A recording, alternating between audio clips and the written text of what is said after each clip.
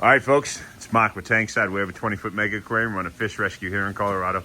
Also Goodwood Hunting, where we sell slabs, we build custom furniture, we own a sawmill. Back to this table. This is a customer's table. I did not build this originally.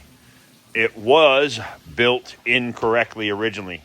I'm going to point out some of the things that they did wrong, and we'll go over how we're going to fix it.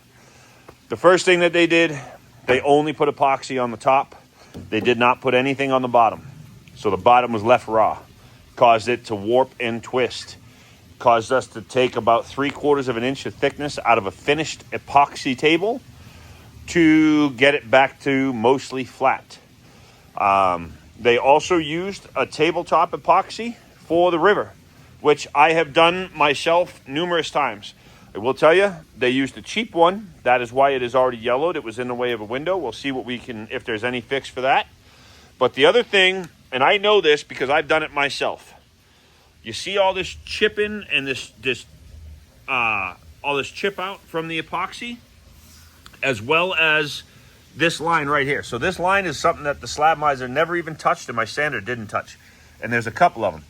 What that's from, with the tabletop epoxy, they poured it too deep. It got too hot. When it got too hot, this is a stretch mark, right? That's what that is. That's what that is. These are all different stretch marks throughout the table. They were so much lower than the rest of it. In addition to that, the reason we have all this chip out is because it got too thick, it got too hot, and even though it is still hard as a rock, it's a little bit more brittle than it would be if they had poured it to the correct thickness. So now what we're going to do is we're going to line the entire edge with a spray poly so that the epoxy does not sink into the slab. We're going to take this spray poly, just simple, right? And we'll go just like this. Uh-oh. Well, I would have. That can appears to be bad. But we're just going to put a nice big wide bead down. That's so that the epoxy won't soak through that.